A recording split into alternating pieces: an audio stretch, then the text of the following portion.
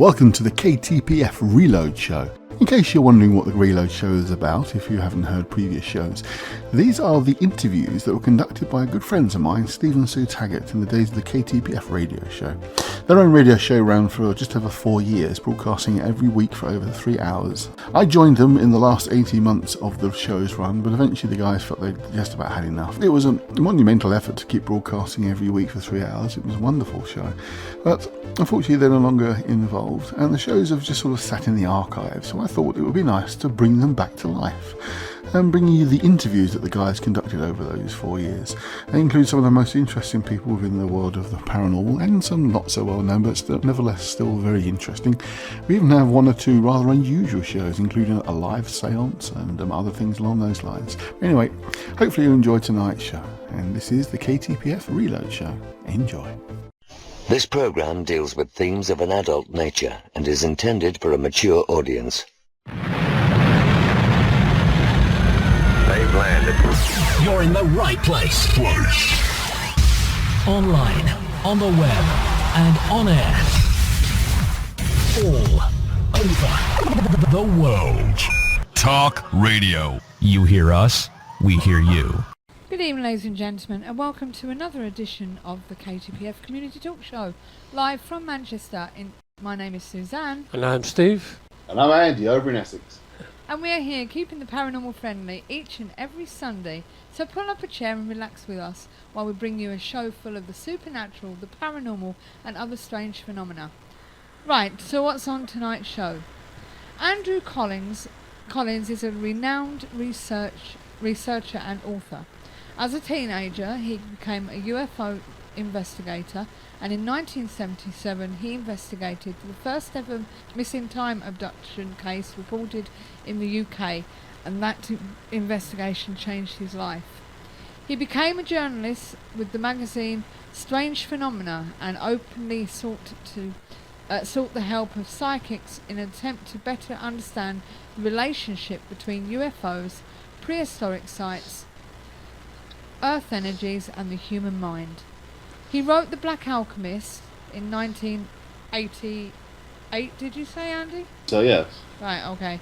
I was going to. I don't know why, but it wasn't there.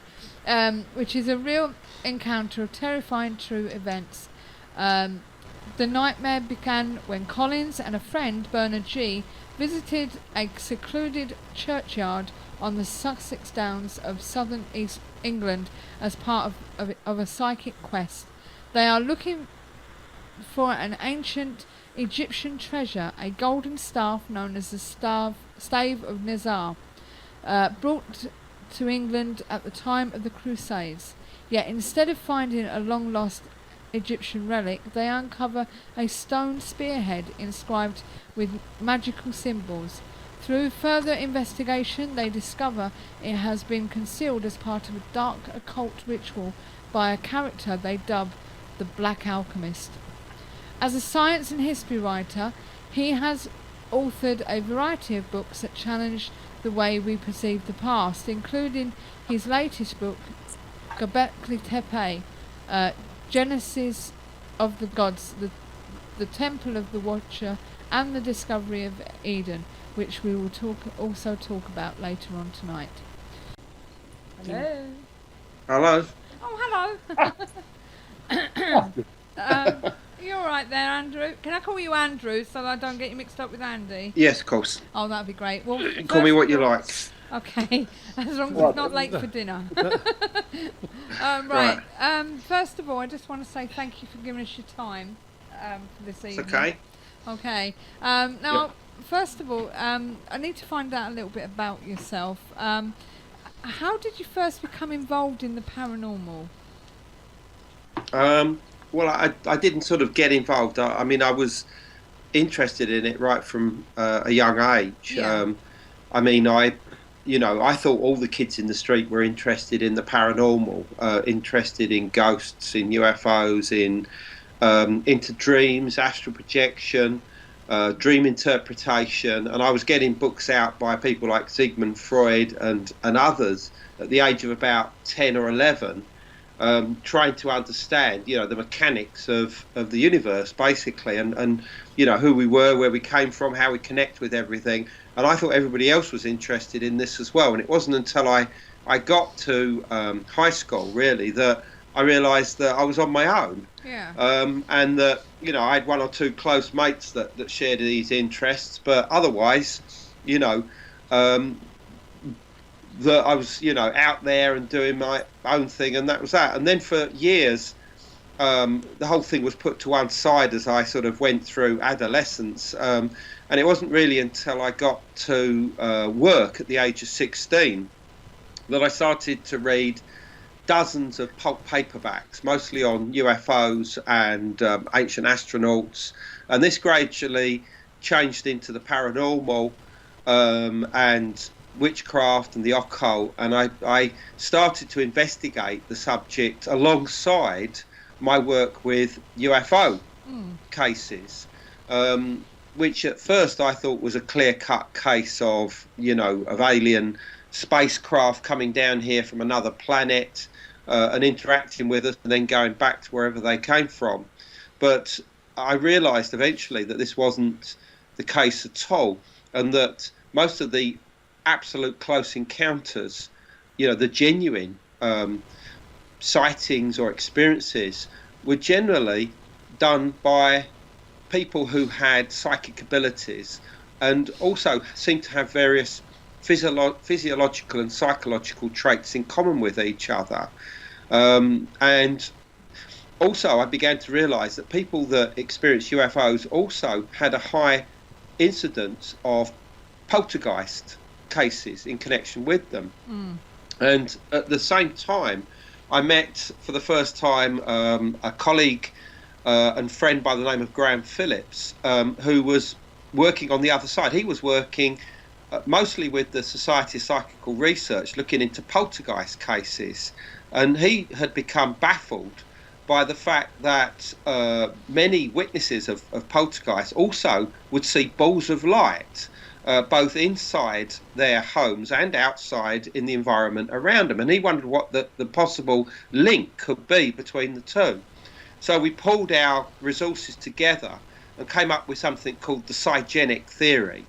And this was the fact that there are certain people that are prone to all types of paranormal phenomena, including close encounters with UFOs and the witnessing of balls of light, and that somehow this is to do with their genetic background, their different traits that they share in common with each other, possibly even connected with ancestry, where their roots might be. And this was something we developed and we published originally in a magazine called Strange Phenomena, and this was right at the end of the 1970s. And what this did was to put out the idea that we wanted to work with psychics, and that if they had strange dreams or visions, that they could log them with us, particularly if they were prophetic and related to future events. And we would say, yes, this person, had this dream, and they logged it with us. And this allowed us to build up this link with people that that experience this type of phenomena. But what gradually happened is that we started to see patterns forming, that people would start often having the same type of vision at the same time, possibly in different parts of the country. And on one particular occasion, people started to say that we at this magazine, Strange Phenomena, had some kind of destiny, and that, it wasn't by chance that we were doing this magazine. And then some people close to us, psychic people close to us, connected with the magazine, started seeing this small green jewel, which we started referring to as the green stone, and felt that this was a historical object connected with, amongst other people, the Knights Templar and the gunpowder plotters and the Rosicrucians of the early 17th century, and that somehow it had been concealed in the landscape around Worcestershire. I won't go into how we worked that out, but so we started doing some historical research into the homes of the gunpowder plotters, looking for clues. And we felt we'd found a possible location called the Knight's Pool, which is very near Worcester. And we were just about to leave there, and one of the psychics that was coming up with this information about the green stone, a guy by the name of Alan Beard, rang us up and said, we hadn't spoken to him for a few days, and he said, I think you found the right place, but you're going to find a sword first, and the sword will lead you to this stone. So this was news to us. I mean, some of the clues seemed to relate to King Arthur and the Knights of the Round Table, but anyway, we went out to this place, and eventually we started to dismantle part of a dry stone walling that was acting as the foundations of a footbridge, and we came across this. This was right on the edge of the water, and all we could do was just take these blocks of stone and just drop them into the water as we were dismantling virtually this bridge, and we came across this cavity inside which was this short sword that was covered in this type of resin, and we got it back to our home, which at that time was in Wolverhampton, and found that there was an inscription on the blade that read Meonia for Mary, Meonia, for spelled Fore, Mary spelled Marye, which was very Elizabethan in style. And we didn't really understand that. We thought that the Mary possibly could relate to Mary Queen of Scots, who'd been a bit of a rallying point for the gunpowder plotters before her death in 1587. But anyway, cut a long story short, we continued the quest and eventually found this green stone inside this brass casket, which was of 17th century origin, not far away from where we'd found the sword. And this really kick-started everything, both for me and for Graham Phillips. We both went on to become historical writers, and much of the work that we do is actually inspired by a lot of what happened as far back as 1979. And even today, all of my books really are inspired by some kind of dream or vision which either myself or one of my colleagues may have experienced. And that drives me to look for new answers, to review our understanding of the past, our origins, basically. And that's, how I came to be a writer and an author. And obviously since then I've done about 15 books. So that's how it all started. Right, well, we've got plenty of questions for you, Andrew, so I hope you're okay for time. There's one that's just popped up from Mossy.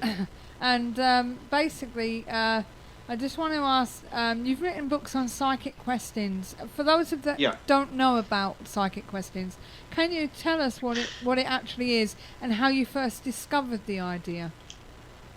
Well, I mean, to be honest, it really followed on from the story that I've just given you, the finding of the sword and the stone, because for a couple of years we did nothing with the story at all, taking us into the early 1980s.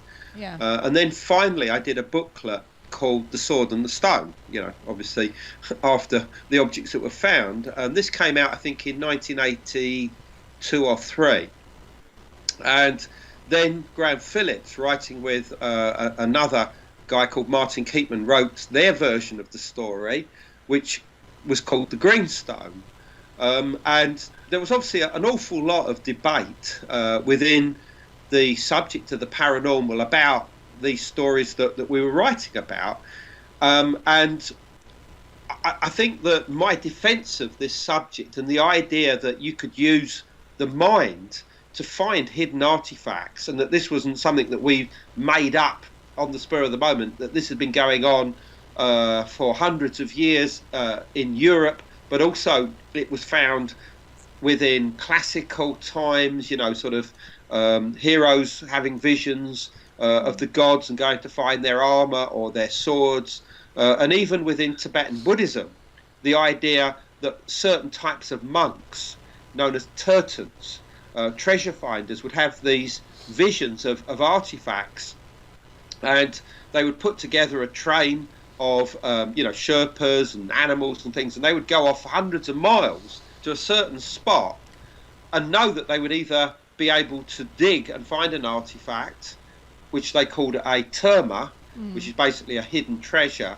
or they could actually pull them out of thin air, out of fire, out of water, or even yank their hand into the air and just pull artifacts out of nowhere. And they genuinely believed that they could do this. And there are many, many testimonies, that have come out of Tibet, both anciently and more modern, which seem to suggest that this so-called terma tradition is real. And there are so many parallels between that and what we call psychic questing. The psychic questing is essentially using psychic information towards some kind of goal, whether that be the finding of a hidden artifact, the solving of some kind of historical enigma, or the uncovering perhaps of a landscape mystery, perhaps some sort of landscape geometry, or finding of a previously unknown stone circle or ancient site. And the way that I use it today, which is I work with my psychic friends to investigate the mysteries of the past. They will have visions, dreams that may go back, as far as what they can tell, 30,000 years, possibly 40,000 years, and see activities that were going on in different parts of the world that help us to better understand some of the archaeological evidence. Now, of course, none of this can be actually used as evidence of what the ancients were up to, but for me, it gives me an idea of which direction my investigations should go, what areas of the world I should be looking at, what time periods, what links between different cultures. And although you won't see a lot of that in my books, they're all based on sound historical research. Readers, need to be aware that somewhere in the background was some dream or vision that helped push me in that direction in the first place. Yeah, okay. Now, on the subject of one of your books, The Black Alchemist, can you briefly outline the story for us? Well, this began in 1985, and I was working with arguably one of the most talented psychics I've ever had the privilege to know, and his name was Bernard. He lived in Essex, and I met him, I think, in 1983 or 84 originally, and we were both working on the same village, which was Danbury in Essex, a medieval place associated with the family of the St Clairs or the Sinclairs, who were up to their necks in mystical mischief, connected with Rennes le Chateau, connected with Roslin Chapel in Scotland. And we were both investigating that. And one particular day he wrote to me and he said, I had a very strange dream last night about Danbury Church and about a funeral that had gone on there in connection with one of the Sinclair knights. And he outlined this dream, and it was so vivid, with complete with the heraldic devices of some of the figures that were there, that it allowed me to piece together exactly who was buried where in Danbury Church during the 13th century. Okay. And we started working together on a number of what we call psychic quests. And in 1985, he started to pick up information about this Egyptian treasure, which he felt had been brought across to Britain at the time of the Crusades, possibly via France. It had gone to somebody in France, and from France it had come across to Britain, and that it was a staff, a ceremonial staff, possibly with it was either gold or gold covered, and it had a serpent or snake curling around it with its head over the top. I mean, it looked like something, that you might find in Tutankhamun's tomb. Yeah. And the feeling was that it did date back to, maybe the age of Tutankhamun or whatever, but it had been confiscated from a Muslim, at the time of the fall of Jerusalem, which was about 1098, if I remember rightly, and had been brought back as bounty, booty, whatever term it is, to this country and was around somewhere. And he started picking up information about some sites in East Sussex, in particular the area around the Long Man of Wilmington, which is a very famous geoglyph on the landscape there of a figure holding two vertical poles. And we went down to the area and we were drawn to this small, tiny church at a place called Lullington, where we felt that we were going to get clues relating to this object, which was being referred to as the Stave of Nazir. Nazir was a caliph in Egypt just before the time of the First Crusade, and it would seem that the object had been in his possession, hence its name. And so we were looking for clues there, and Bernard, almost immediately we got there, said, there's something not right about this place. He said, I feel that, in his words, black magic has gone on here. And I thought, oh, well, that's got nothing to do with what we're here for, just ignore it, sort of thing. But he sat down, and as I explored trying to look for some clue, he kept focusing on a clump of old foundations, just a tiny block of stone in the middle of the churchyard, and felt that drawn towards it, and started scraping around in the soil at the base of it, and found this spearhead made of stone. It was natural, but on it were a large number of occult symbols, which we didn't recognise at that time. And finding this object made him very ill. I mean, we went away from the site and we stopped. He was sick. And we stopped off at Wilmington Priory within sight of the Long Man of Wilmington, and I felt that clearly our quest to find the Stave of Nazir was over, and that we couldn't go on. So we went home, and what happened after this was that Bernard started to pick up information about the character, the person that had left this stone spearhead in the churchyard at Lullington. He saw his house, he saw some of the rituals that he was doing, he saw that he was quite clearly into alchemy, and not just any old alchemy that went back to the very foundations of alchemy in Greco-Roman times, probably about 3rd, 4th century AD. And that this guy was dangerous. He was, not only to himself, but that he was messing around with sites and energies that could be dangerous not only for himself but others.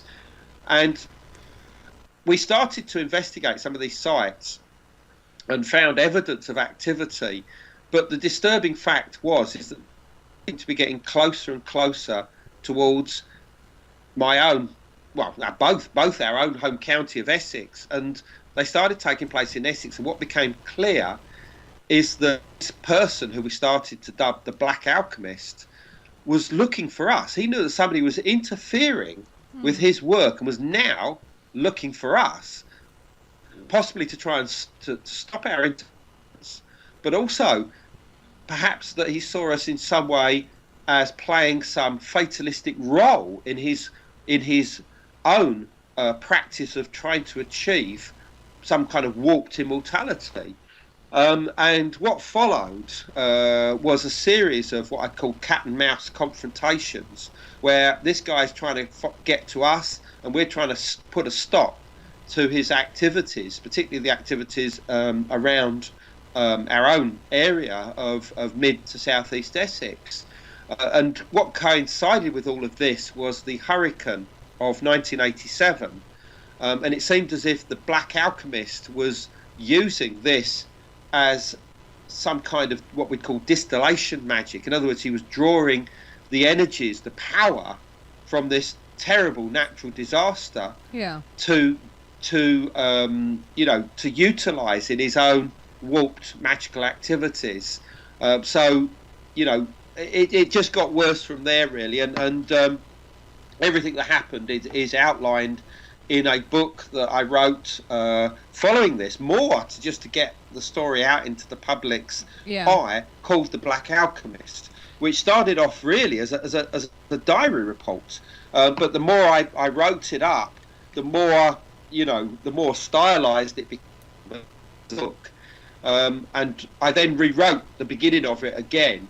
But it's an absolute 100% accurate account of the events that took place between 1985 and 1988, which is where the book ends. But to be honest, even then it didn't end.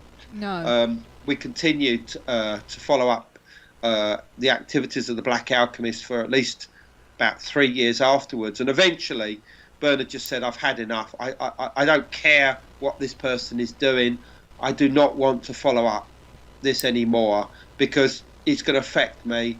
He said, initially it was okay finding a few artifacts, but, when it's quite clear that the next thing that's happening is the guy's probably going to turn up on your front doorstep. And he had a wife and 2 children. Sadly, he's no longer with us. He died about 5 years ago. But he realised that, we'd gone too far, and that, we leave the matter alone. Yeah. Now, the feeling from other psychics is that the Black Alchemist doesn't exist anymore, that he's dead. But the strong feeling is that somebody is continuing with his legacy, possibly people in his family, maybe the next generation, and that myself and my colleague Richard Wald have been down to Sussex within the last couple of years, and material has come out suggesting that things are still going on, and that the whole thing could be triggered off again at any time. So it's still something that's active, but it's something that I wouldn't encourage anybody that thinks they want to go out and try and investigate this to do. I really wouldn't. It is quite dangerous. Yeah. I mean, by all means, read the story in The Black Alchemist. Obviously, it's out there, it's available, from all the normal sources. And, it's a great story, but it is a dangerous thing. And it didn't just mess up Bernard, but also me. Yeah. Because at one particular point, we received, via this letter that was actually left at the site in this black envelope with a whole lot of other weird bits and pieces, what amounted to a death to both myself and Bernard, giving us just 9 nights to live. God. And as you can imagine, that next 9 nights was quite a stressful period. Yeah. And although I didn't realise it at the time, I suffered massively from stress headaches for several months over this period. And when I looked back to my first diary entry that said, stress headache today, I got that death threat, and I'd never even linked it. No. So, in other words, this affected me probably a lot more than I was willing to admit at the time. Yeah.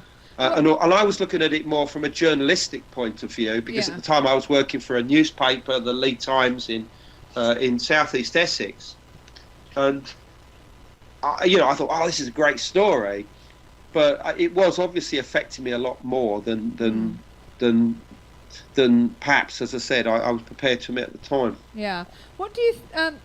Sorry, wrong question. Do you think the Black Alchemist worked alone? Initially, yes. Right. But what became clear is that he was working with a female, because the artifacts initially were seemingly left by one person.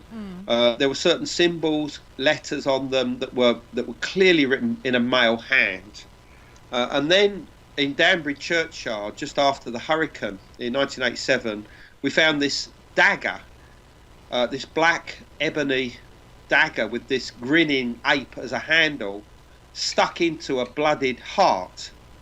And there was writing along the blade of this knife, which was very clearly a different hand, and unanimously everybody that saw it, and this, the actual inscription is included in the Black Alchemist book.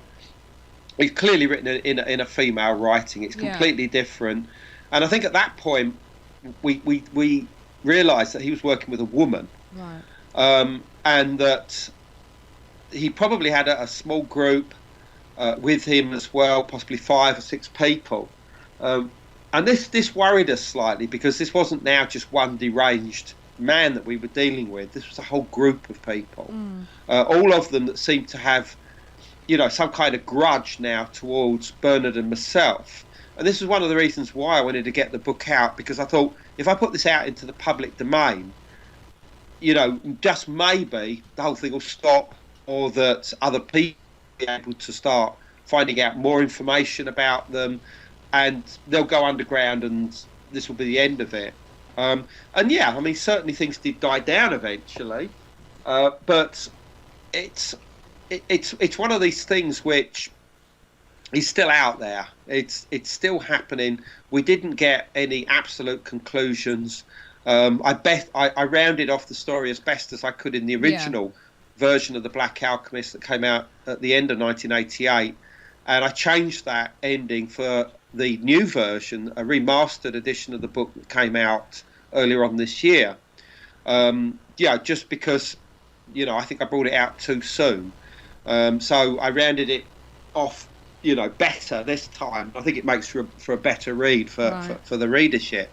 But, as I said, 100% accurate as far as all of the diary reports and memories are concerned of exactly what happened at that time. And there were various other people involved, that had experiences, visions, dreams connected with the Black Alchemist that matched exactly what Bernard also saw. So, this isn't just one man, coming out with stuff. There was a number of people involved here.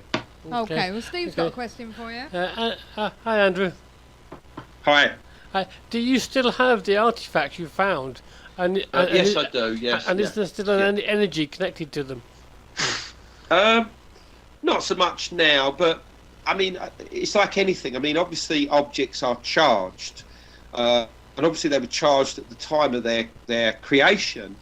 And they were probably doused in holy water and, things like this at the time. And they lose that charge. But because they've still got magical symbols on them, if you put enough focus on them, if you started to do, meditations and rituals with them, you would charge them up again. And you would, in many ways, open up a portal to the Black Alchemist once more, or whoever is, perpetuating his legacy at least.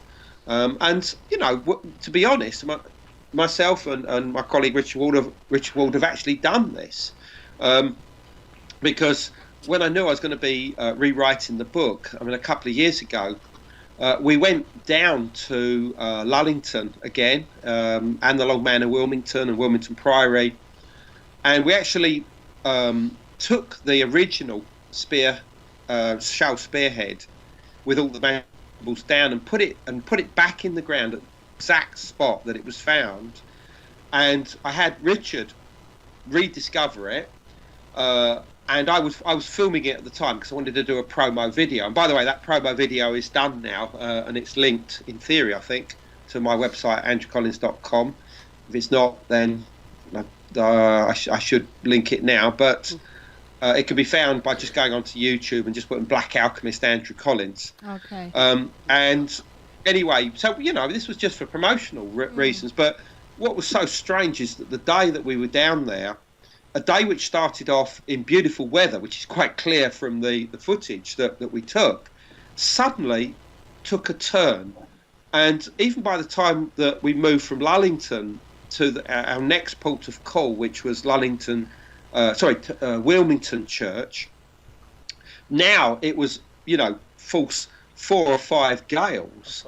And by the time we ended the day, the gales were just so violent that just could hardly stand on our feet. And this was in the middle of summer, around midsummer.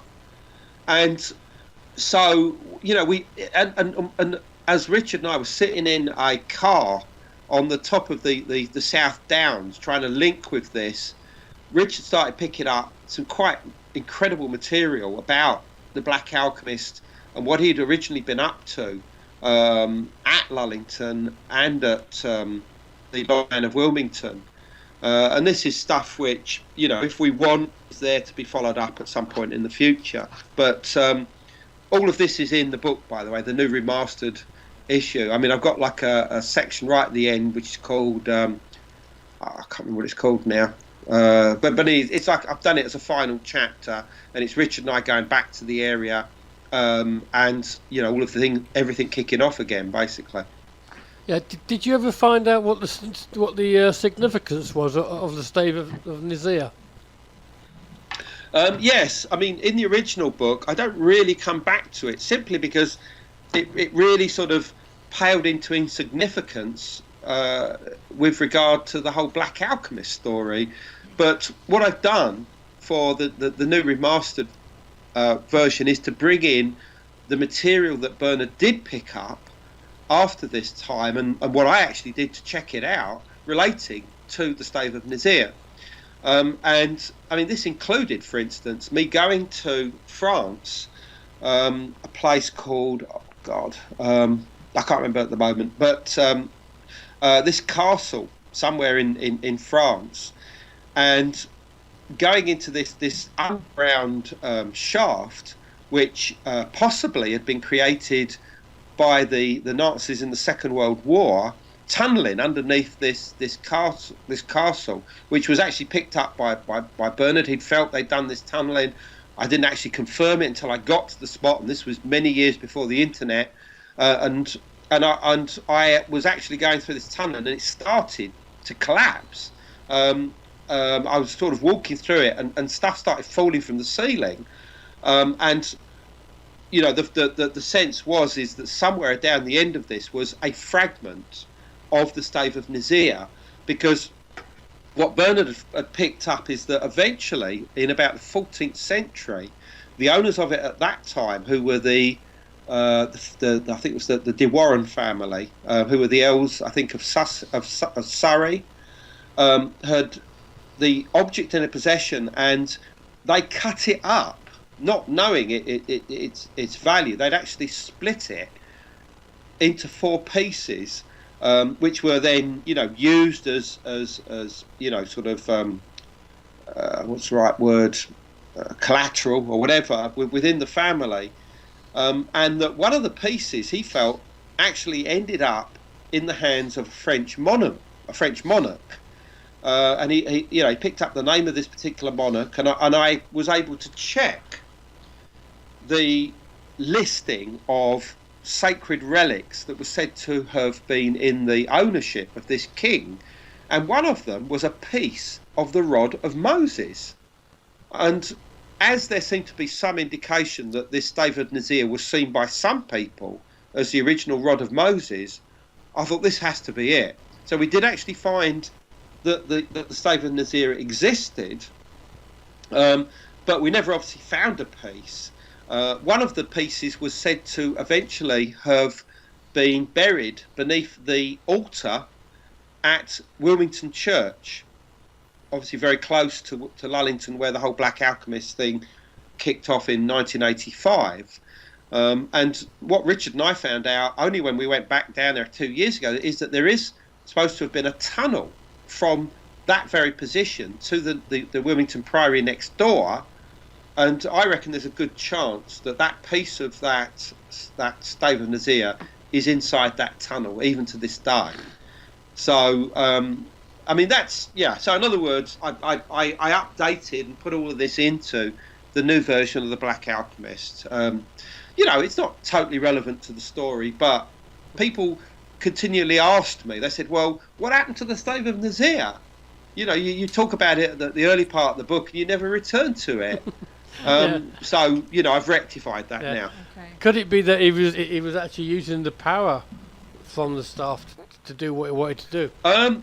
Yes, yeah. I mean, because obviously it would have been a powerful object. There was a reason.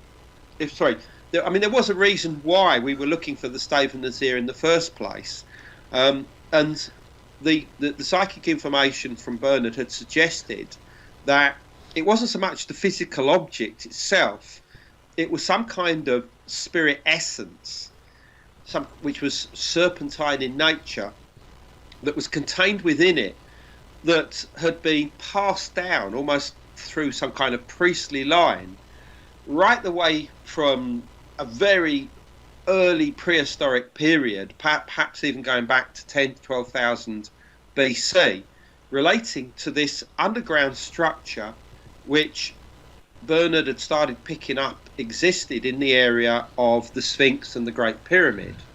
Now, followers of Edgar Cayce, the America's sleeping psychic, referred to this as the Hall of Records, some kind of secret chamber that, or secret caves or something that exists beneath the plateau at Giza. But Bernard and I started referring to them very specifically as the crystal chambers, because we believed that there were certain artifacts that were contained within them, one of which was this quite large crystal that was seen as like a point of first creation, like a Ben stone, an original omphalos or navel stone. And we felt that if we found a piece of the stave of Nazir, we could take that essence and that would help us to explore what we called the crystal chambers. And so when I actually went to France, because I didn't actually get a piece of it, but I got very close to it, I did a ritual within this collapsing tunnel to try and draw the essence from the fragment into an object which I, brought with me for that purpose, and brought that back. And Bernard and I used this in our exploration of the crystal chambers. But I think what's important here is that some of the listeners might say, well, isn't this all a bit airy-fairy and a bit, fantasy-like, a bit Dungeons and Dragons? Well, I think that what's important to know is that the inspiration that this gave me enabled me to rediscover Giza's lost cave world in 2008. And, it was a story all the way around the world, CNN, NBC, everything. That my rediscovery with my colleague Nigel Skinner-Simpson of Giza's lost cave system in 2008. So in other words, that's how far you can take psychic information. Okay. Yeah. One more quick question before we move on to the other subject. Do you know the name of the Black Alchemist? And if you did, would you use it as there's power in a name? I don't have his given name, but I do have, and I'm not going to reveal it, but I do have a name that he used, which we've confirmed. Okay. And we're following that up, and there was a reason why he used that name.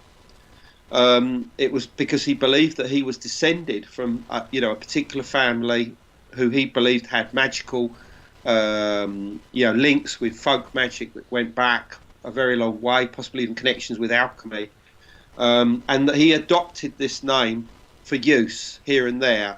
But this is work which we can continue to work on, and may well see the light of day eventually. I really hope it does, because I don't want it to die with me, basically. Okay. Just before we move on, do you think there's any link between the Black Alchemist and Clapham Woods? Well, Clapham Woods is a very mysterious place in West Sussex. I mean, most of the Black Alchemist's activities were centred around the South Downs or Sussex Downs, around the Long Man of Wilmington. Mm. But if you go west from there along the A127, in the area, obviously, where the very tragic plane crash took place at Shoreham within the past few weeks, you eventually come to the area of Clapham. And this is a very mysterious wood, which since the 1970s, and possibly even earlier, has been the centre of a lot of paranormal phenomena. Everything from UFOs to horses being spooked, dogs being spooked, some mysterious deaths of individuals in that area, strange atmospheres, possible occult activity going on there. I mean, all this seems to be, pretty realistic. But at the end of the 1970s, beginning of the 1980s, some local investigators began to believe that a group known as the Friends of Hecate were operating out of Clapham Wood. Now, the reason why they believed this was an alleged meeting between one of the investigators and one of the members of this group, actually at a crossroads within the woods, which some people doubt actually took place, but, you know, it's a personal experience that's claimed. And other strange letters that were received by the other researcher, whose name was Toy Newton. And they wrote a book eventually called The Demonic Connection. And this appeared, I think, in 1987 for the first time.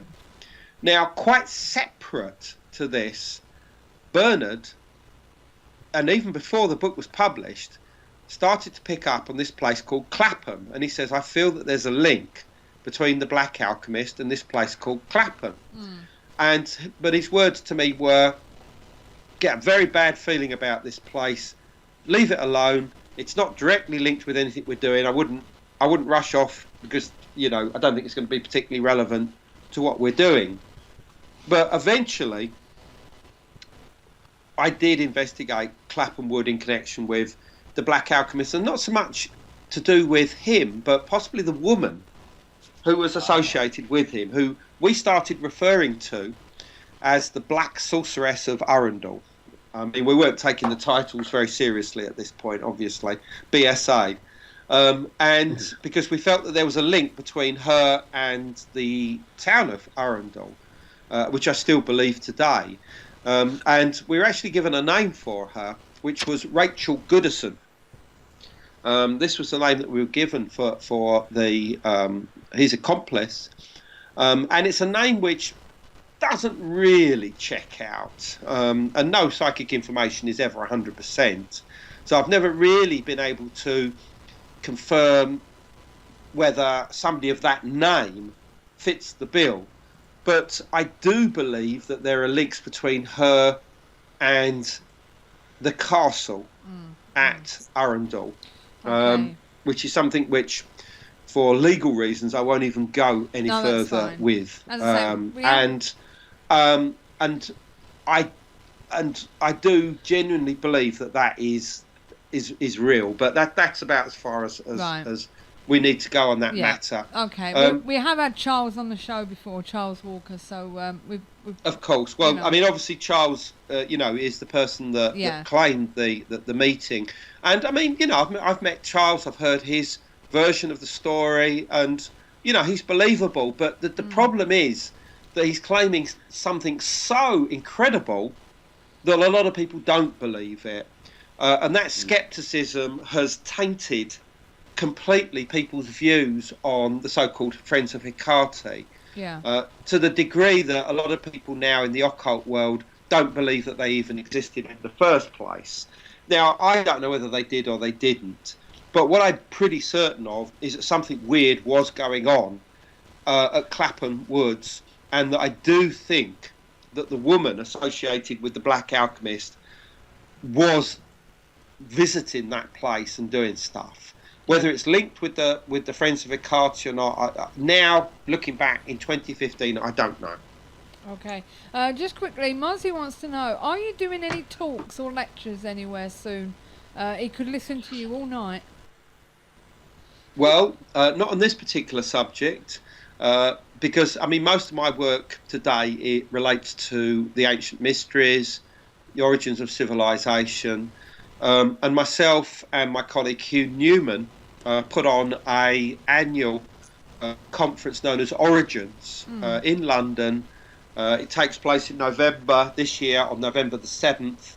It's in Mile End, and our keynote speaker is Graham Hancock, whose brand new book Magicians of the Gods is published within a week or so.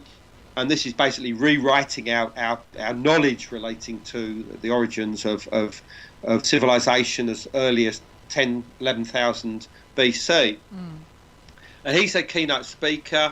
Tickets are on sale now. Many other speakers, including myself, and many others, including Lynn Picnic and Clive Prince, the the authors of the Templar Revelation, which influenced the Da Vinci Code. And, anybody that's interested in anything we're talking about here should go on to andrewcollins.com, my website, because it's all up there somewhere. Now, I want to go over to talk about Göbekli Tepe. As I say, we had quite a few questions for you, Andrew, so I hope you're okay with the timing. What is Göbekli Tepe?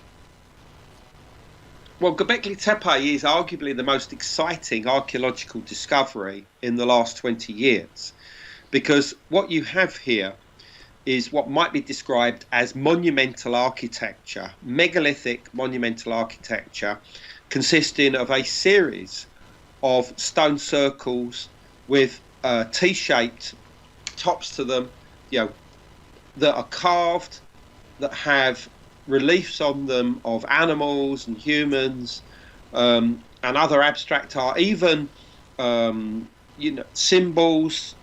What would you call them? Like glyphs and ideograms. Very much like the Mayan, hieroglyph system. Yeah. And you have these at this huge enclosure, which dwarfs Stonehenge in size, on this mountaintop in southeast Turkey, discovered as recently as 1994. And the date on this is 9,500 BC.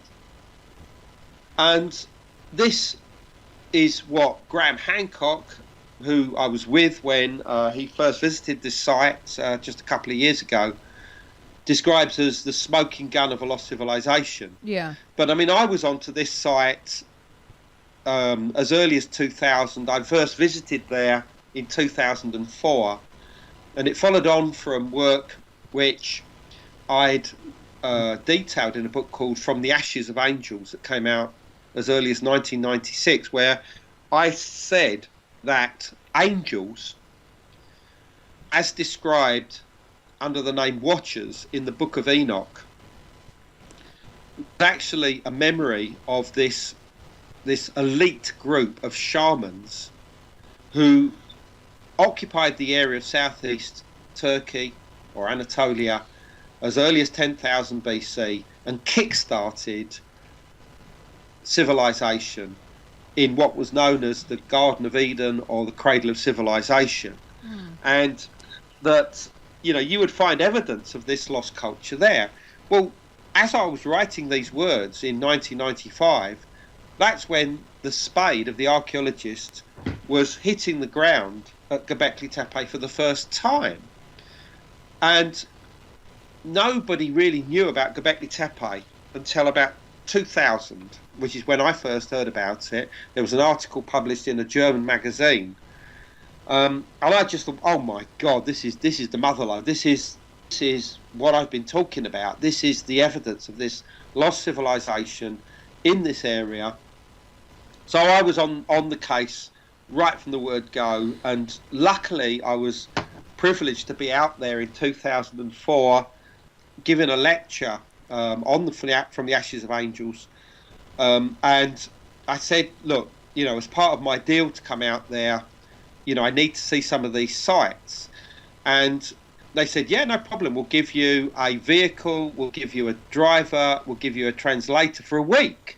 So I was able to drive around visiting these places, including Göbekli Tepe, which at the time was still being uncovered, and there was nobody there when we went there. There was nobody even guarding the site. The only people that we saw the whole time we were there was the local farmer and his son, who were the people that had been trying to tell the local museum at Şanlıurfa that there was, pieces of cut and dressed stone with carving on being found, as they were ploughing the local fields, on the edge of this mountain ridge. And nobody had taken any notice until this German archaeologist came along by the name of Professor Klaus Schmidt in 1994, and he recognised the importance of the site and immediately began excavations there the following year. And very gradually, over the next 5-10 years, they uncovered at least part of the site. I mean, still even today, they've only uncovered about a tenth of the whole, site, which is beneath this artificial mound or tepe, hence the term Göbekli Tepe. Yeah. And but when I first went there in 2004, I looked at it and I thought, this looks virtually alien. I mean, the style of the stone carvings, the manner that this megalithic architecture was built, just said that the mindset of these people who existed in 9,500 BC is so different to our own that we've almost got to throw everything away and start again. Okay. What do you think was the main use for Göbekli Tepe? Did people live there? What do you think was the main use for Göbekli Tepe? Did people live there? Well, it was... Okay, there are two main functions. One is an absolute total interaction with the other world. Yeah. I think if you wanted to use two words to describe what it is, that the reader, the listeners might understand, it's almost like a Stargate, if you like. Right. There are two huge, great T-shaped pillars, monoliths, in the centre of each of the enclosures that are clearly like gateways, portals. And I think that you stood between those, faced towards the north, where in two of the largest enclosures, you face towards this flat-faced stone with a big hole in front of you, like a holed stone, which we refer to as a soul hole. These holes are the holes that shaman would use to access the other world whilst in an altered state of consciousness, perhaps using hallucinogens or some other means of entering a shifted state of reality. And they would project their mind through this and literally go to the stars. They would climb the Milky Way and enter the area of the constellation of Cygnus, the celestial swan, but also the cross, the so-called Northern Cross, which is at the top of something known as the Dark Rift or the Great Rift, which is the split in the Milky Way. And where that split begins is the stars of Cygnus. And this has universally been seen as the point of entry and exit to the sky world for probably at least 17 to 18,000 years. And Göbekli Tepe seems to be focused on that. But that's what you can achieve by being there and being inside these enclosures. But I don't think that necessarily was its primary function. I think that the function was to allow the shaman to enter the other world and then somehow counter the activities of what might be referred to as tricksters, supernatural tricksters, who were seen to be able to tug at what's known as the cosmic tree or the cosmic axis and disturb it in such a way as to cause cataclysms on Earth. Because shortly before Göbekli Tepe was constructed, there'd been a terrible cataclysm in the world, probably caused by a comet impact around 10,900 BC, and that this destabilized everything. I mean, probably as much as 75% of the human population were killed, and it left the whole world in a state of what visionary writer Barbara Han-Clough refers to as catastrophophobia. In other words, the fear that cataclysm is about to occur again. So in other words, every time that a comet appears in the sky, everybody ducks and hides, Yeah. And that it may well be, and this is what I argue in my latest book, which is called Göbekli Tepe, Genesis of the Gods, that what Göbekli Tepe was constructed for was to enable the shamans to enter the other world, to deal with the supernatural tricksters that were seen in the form of generally either foxes or wolves, and to deal with them, and so they could come back from their otherworldly journeys and say to the people, sort out the problem. There's not going to be a cataclysm. You can all sleep tight until the next comet comes along. I think that's exactly what they were constructed for. And some of the relief imagery at Göbekli Tepe clearly suggests that it represents comets. And I think this was what was going on. In other words, our ancestors felt the need to supersize their religious shrines and buildings after this cataclysm. And this is when the first monumental architecture was created, not just in southeast Turkey, but almost certainly in other parts of the world, possibly in Java, Indonesia, this place Gunung Padang, and possibly even in England at Stonehenge. Most people don't realise that there's evidence of a proto-Stonehenge that goes back to 8000 BC there. And there are other places around the world that have been put forward as being constructed around the same time frame. Everywhere from the Sphinx at Giza by the side of the Great Pyramid to Tiwanaku, the huge complex in Bolivia, have been suggested to having been built in this time frame. And I think that this is when monumental architecture began. And Göbekli Tepe is your smoking gun. This is your absolute example, because we have carbon-14 dating that cannot be disputed, contextual dating of stone tools that are found at the site that tell us very firmly that the earliest structures there were created around 9 to 9,500 BC.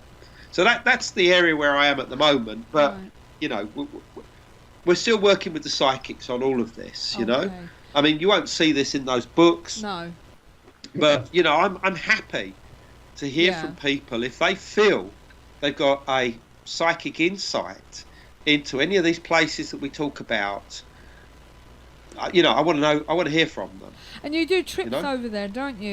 You do. Yes, yeah. I mean, if you want to go to Göbekli Tepe, or you want to go to Egypt next year, or you want to go to northern India, Ladakh, to all the Tibetan monasteries, talk to us on andrewcollins.com.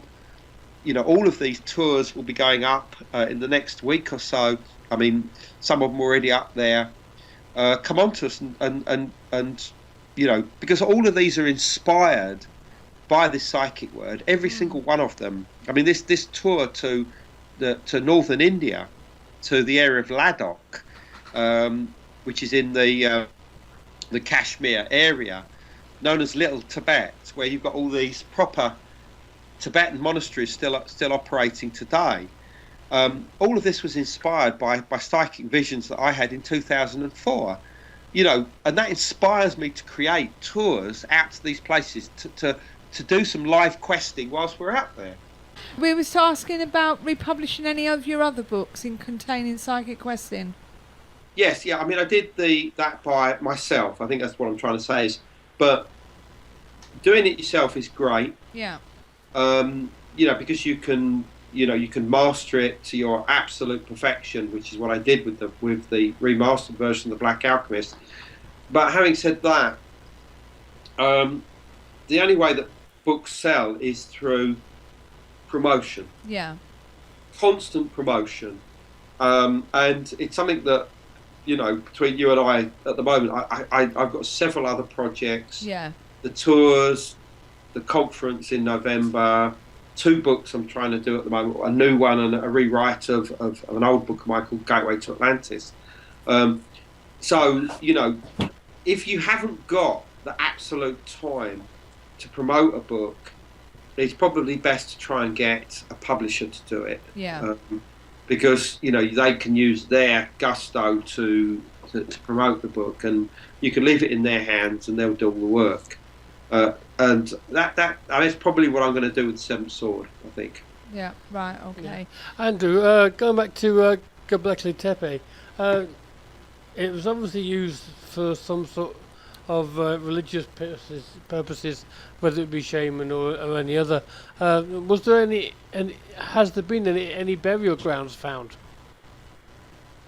Not at Göbekli Tepe, no. The only thing they have found is within what would happen is that after a certain period of time, maybe let's say 100 years or something, each of the enclosures was, in our terms, decommissioned, and some of the stones were removed, and the whole thing was just covered over. They just filled it in with earth and debris and stone chippings and whatever, and either built another enclosure to the side of it, or eventually, as the mound got bigger and bigger, on top of the earth, and very gradually they formed like this layer cake of structures that were getting smaller and smaller as they were getting younger and younger in age, until you created this artificial mound, which has a depth of about 45 feet.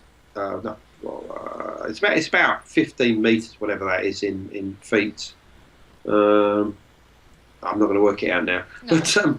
But anyway, and you've got different layers of these temple structures within them, and the same thing happens in amongst the Maya, various other Mexican or Mesoamerican civilizations. You build on top of other things, and this is what's happened. And you will hear out there people saying that Göbekli Tepe was deliberately buried in some kind of hurry, and that's crap.